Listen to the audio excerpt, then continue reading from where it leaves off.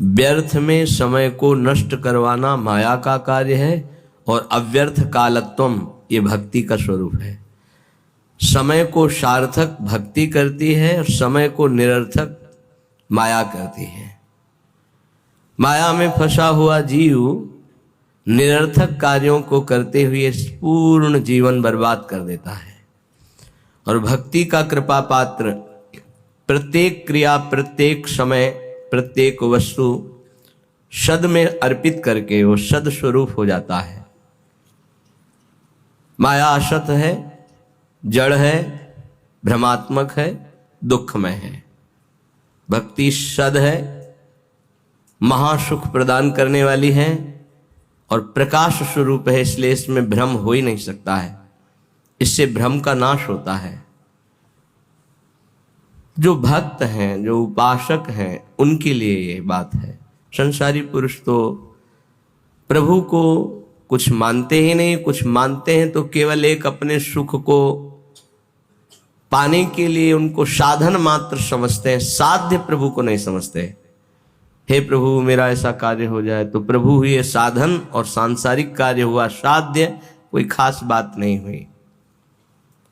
यहां भगवत प्राप्ति की जो चर्चा है उसमें है साधन संपूर्ण विषयों को बना ले, क्रियाओं को बना ले, वृत्तियों को बना ले और साध्य प्रभु को माने। यहां से प्रारंभ होता है भगवत मार्ग। नहीं, उसे हम भगवत मार्ग नहीं कहते। जो केवल सांसारिक भोगों को, सांसारिक पदों को, सांसारिक वस्तुओं को सत्य मानता है और सुन सुनाकर कहीं ना कहीं प्रभु से इतनी आस्था रखता है कि हमारी सांसारिक कामनाओं की पूर्ति हो जाए, वो विषयी साधक है, उसे अभी परमार्थिक नहीं कह सकते। यद्यपि भगवान उसे उदार ही कहते हैं। जैसे पिता से कोई मांगे तो पिता दुलारवश कहता है, तुम्हें धन्यवाद, तुमने हमारी मर्यादा रखी, किसी और से ना मांगकर हम ही से मांगा। इसी तरह प्रभु कहते हैं उदार है, आर्त या अर्थार्थी या जिज्ञासु। पर ज्ञानी को अपनी आत्मा कहा है। ज्ञानी अर्थात जो ये जान गया है कि संपूर्ण संसार एकमात्र सत्य परमात्मा है, प्रभु है और मेरे जीवन का लक्ष्य उसी प्रभु को प्राप्त करना है। ये भूल भुलैया के मार्गों को कहीं धर्म नहीं कहा जाता। त्यज लोक धर्मान, लोक धर्मों का त्याग करने की बात कही गई, ये भूल भुलैया है। श्री भगवान जगत गुरु हैं, वही कह रहे हैं सर्वधर्मान परित्यज्य माम एकम शरणम व्रज, मेरी एक शरण में हो जाओ।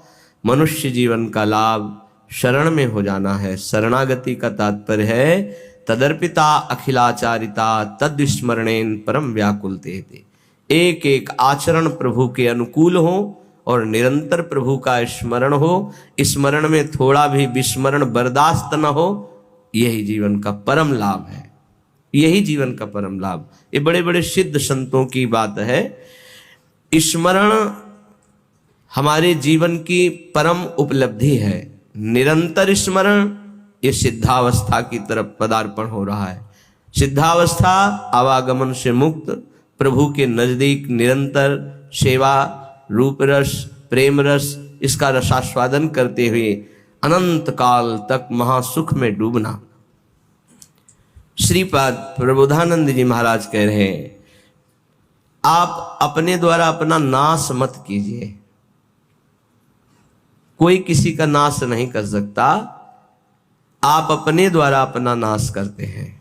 अगर कोई ये कहे कि किसी ने शाप दे दिया उसका नाश हो गया, तो उस शाप में उसका कर्म ही प्रधान है, ना कि किसी का शाप। उसका कर्म प्रधान है। कहीं भी शाप दिया गया हो तो हमें ये दिखाना कि वो निर्दोष है और उसको शाप दिया गया और शाप लागू होकर उसको नाश कर दिया।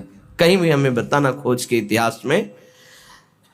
मुनिन कह क्रोधो मुक्ति दातार, अगर संतों ने कभी किसी को दंड दिया है, शाप रूपी दंड, तो सीधे भगवत प्राप्ति हुई उसकी। जैसे नलकुबर मणिग्रीव परम पावन भागीरथी अलकनंदा में, आकाशगंगा में अपवित्र दशा में थे।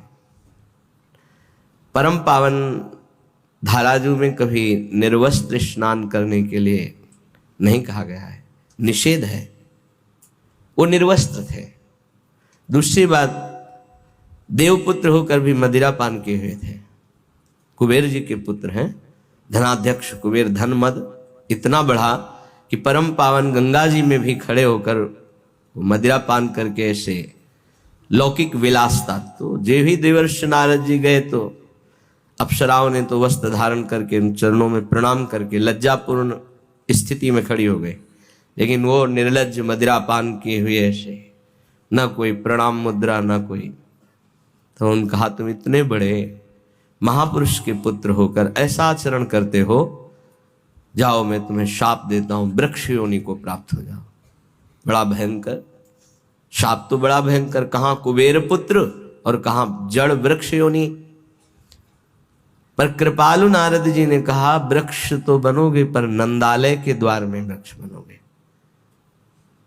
और भगवान सर्वलोक महेश्वर जब अवतार लेंगे तब तुम अपने स्वरूप में आ जाओगे।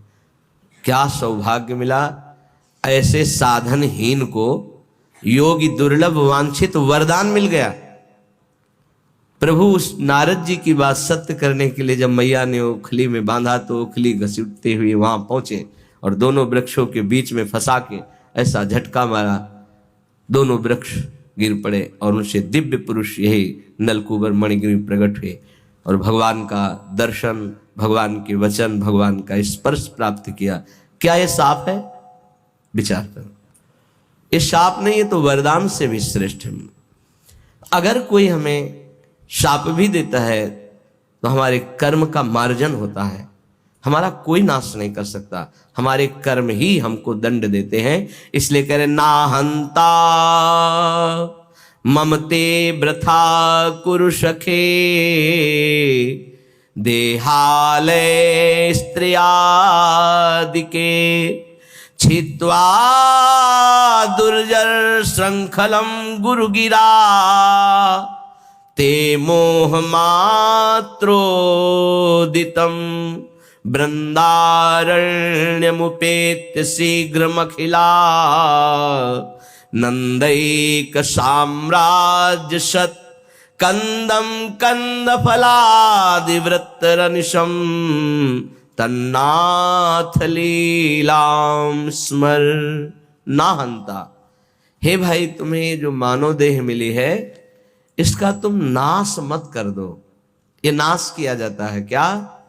जो पराई माताओं बहनों की तरफ व्यभिचार वृत्ति, जो दूसरे की धन की तरफ अपहरण वृत्ति, भोगों को भोगने में सुख वृत्ति, देहाभिमान पुष्ट करने वाले पदों की लालसा, ये सब अपना एक तरह से पतन किया जाता है और इसे संसार में उन्नति मानी जाती है। उन्नति है इंद्रियों को शासन में रखना, मन को प्रभु में लगाना, यथालाभ संतोष स्थिति रखना, हर कर्तव्य को भगवान की सेवा समझना। ये हम अपने द्वारा अपना नाश ना करें। ना हंता, अपना नाश मत करो। कोई तुम्हारा बाल बांका नहीं कर सकता, तुम्हारा कर्म ही तुमको दंड देता है। किसी व्यक्ति की बुद्धि में बैठकर या कोई घटना रूप या तुम्हारे शरीर में रोग रूप या परिस्थिति रूप तुम्हारा कर्म ही तुम्हें दंड देता है। विश्वास कर लो, कोई दूसरा त्रिभुवन में नहीं है जो तुमको कष्ट दे सके। इसलिए जो तुम्हारा देह है, जो घर है, जो स्त्री पुत्र आदि हैं, वृथा में इनमें अहम और मम बुद्धि करके अपना नाश मत करो। बहुत से परिवार तुमने छोड़ दिए हैं। योग वाशिष्ठ में प्रसंग आता है चूड़ाला जी का, और भी बड़े महापुरुषों का आता है। वो सरस्वती की उपासना करती थी एक रानी। जब उसके पति युद्ध में मारे गए राजा तो बहुत विकल हुई, तो अपनी प्रिय सखी सरस्वती जी का स्मरण किया, आकाश स्थित हो गई और उसने कहा, मेरा सहयोग करो, मैं इस समय बहुत व्यथित हूं, मुझे ऐसा ज्ञान प्रदान करो जिससे मैं अपने पति के वियोग को सह सकूं।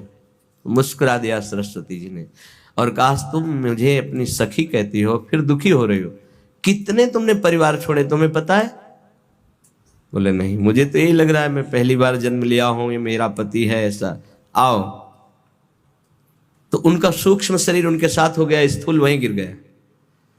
कितने जगह ले गई, ये देखो पूर्व जन्म के तुम्हारे अमुक अमुक नाती पोता परिवार, ये देखो यहाँ तुम पिता थे, यहाँ तुम पुत्र थे, इस घर में तुम अमुक थे, याद आ रहा है तुम्हें? तो सरस्वती जी ज्ञान देती जा, हाँ हाँ हाँ। अब इनका कोई परिचय तुमसे है नहीं, ऐसे उस जीव का तुमसे कोई परिचय नहीं है, वो कुछ समय के लिए केवल तुम्हारा पति। बहुत बड़ी ज्ञानी सिद्ध महापुरुष हुई, योग वासिष्ठ में बड़ी विशुद्ध चर्चा ज्ञान की है। ज्ञान मोह का नाश करता है, उसका मोह नष्ट हो गया। ये जो हमें मिला हुआ परिवार है केवल भगवत प्राप्ति के लिए मिला हुआ है। गृहस्थ धर्म और विरक्त धर्म अलग अलग मर्यादा है। पत्नी पुत्र परिवार आदि की सेवा रूपी परम धर्म करके नाम जप करते हुए भगवत प्राप्ति करनी है। शरीरों में मोह नहीं करना है, आंतरिक बैठे हुए प्रभु से अपनापन करना है। यहां प्रभु से कोई मतलब नहीं, केवल शरीरों से प्यार किया जा रहा है, इसीलिए दुर्गति हो रही। वृथा में अपना नाश स्वयं मत करो। एक अहमता ममता ये जग में है दुखदाई, ये जब श्री जी की ओर लगे तो होत परम सुखदाई। इसलिए तात मात सुतदार देह में मति अरुझे मति मंदा। अय मतिमंद, तू अभी समझ नहीं पा रहा, तेरे समय को केवल नष्ट किया जा रहा है। ना तेरी कोई पत्नी, ना कोई पुत्र है, ना कोई तेरा कोई सगा संबंधी है। एक केवल माया का नाटक है। एक ही सच्चिदानंद विराजमान शरीरों में है, जिसे तू जान नहीं पा रहा, और शरीरों का अलग अलग अहमता ममता से संबंध करके पुनरपि जननम पुनरपि मरणम की व्यवस्था कर रहा है। हे भाई, यदि गुरुदेव के चरणों की आराधना करो और उनके वचनों को मान लो तो तुम्हारे मोह का नाश हो जाएगा। और जहां मोह नष्ट हुआ तो आप जो लिखा हुआ वही आपको अनुभव में आएगा। श्रीपाद कह रहे हैं, छित्वा दुर्जर श्रृंखलम, ये बहुत कठिन श्रृंखला है जिसको कोई काट पावे। जैसे कोई हथकड़ी और बेड़ियों से जकड़ा हो तो कदम नहीं मार सकता, ऐसे ही मोह की बेड़ियों से, अहमता की हथकड़ियों से ऐसा जकड़ा हुआ जीव है कि सत्संग सुन रहा है, समझ में भी कुछ कुछ आ रहा है, पर फिर वो इतना बंधन है कि वो निकल नहीं पा रहा। इसीलिए गोपी जनों से कहा कि जिन बेड़ियों को काट पाना बड़े बड़े योगियों के लिए कठिन है, तुम उन बेड़ियों को काट कर केवल हमसे प्रेम करते हो, मैं तुम्हारा ऋणी हूं। भगवान श्री कृष्ण चंद्र ने इसीलिए बड़े बड़े परमहंस गोपी चरण रज की वंदना करते हैं, क्योंकि कहीं कोई राग नहीं है, न पति से, न पुत्र से, न घर से, केवल श्री कृष्ण अनुराग, मुरारी पादार्पित चित्त वृत्ति। छित्वा दुर्जर श्रृंखलम, ये हथकड़ी बेड़ी कैसे कटेंगी? तो कह रहे हैं, गुरु गिराते मोह मात्रोदितम। गिरा वाणी, गुरुदेव की वाणी के अनुसार चलने से ही मोह का नाश हो सकता है, और कोई उपाय नहीं। बंदो गुरुपद कंज कृपा सिंधु नर रूप हरि महामोहतम पुंज जासु वचन रवि कर निकर। महामोह रूपी अंधकार का नाश करने के लिए गुरुदेव के वचन सूर्य के समान हैं।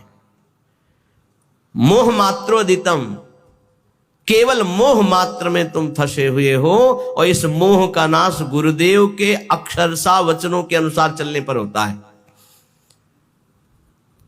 इन दुर्जर बेड़ियों को काट करके भगवत प्राप्ति कर लो। ना हंता, तुम अपने नाश करने वाले मत बनो। अन्य योनियों में तुम कोई भी साधना नहीं कर सकते, कुछ भी अपना कल्याण नहीं कर सकते हो। हे भाई, यदि तुम्हें मृत्यु लोक में बहुत साम्राज्य सुख मिल जाए तो भी वो केवल एक स्वप्न है। मृत्यु होने पर सब छूट जाएगा, फिर अन्य योनियों में जाना पड़ेगा। इसलिए शीघ्राति शीघ्र वृंदावन आ जाओ, सत्संग सुनो, बिहारी जी राधा वल्लभ जी के दर्शन करो, रजरानी में बैठकर कुछ नाम जप करो, और प्रार्थना करो धाम से, धामी श्यामा श्याम से, कि संसार के कार्य धर्म पूर्वक करते हुए आपका सदैव नाम जपते हुए जीवन की शाम हो जाए। बस मेरी जीवन की पूर्णता हो, आपके आज्ञानुसार कर्तव्य कर्म करते हुए, नाम जप करते हुए, आपका स्मरण करते हुए प्राण छूटे। बस चाहे जहां छूटेंगे प्राण, आप भगवत प्राप्त होंगे, यदि नाम जब चल रहा है और धर्म पूर्वक आचरण है तो तुम संसार से विजयी हो जाओगे। ना कुरु मिथ्या देह गेहाद्यपेक्षाम मृतिमखिल पुमर्थ भ्रंशिकाम विद्धि मूर्धनि चल चल सुहृदद्यैवाभिमुख्येन वज्रादपि च हृदि कठोरः श्रील वृंदावनस्य। ना कुरु मत कर, गंदे काम मत कर। तुम्हारी बुद्धि ऐसी मलिन हो जाएगी कि न शास्त्र वचन सुनाई देंगे, न संतों के वचन तुम्हें सुनाई देंगे। सुनते हुए भी तुम उनका उपहास करोगे, उनकी बात नहीं मानोगे, ऐसी गंदी बुद्धि हो जाएगी। सच्ची मानिए, भगवान की कितनी विशुद्ध कृपा होती है जब मानव देह मिलता है। उसमें भी परम कृपा होती जब सत्संग मिलता है। लेकिन मलिन आचरण होने के कारण हमारी इतनी गंदी बुद्धि है कि हम वहां कुछ लेने के लिए जो अवसर मिलता है, सत वचन, सत मार्ग,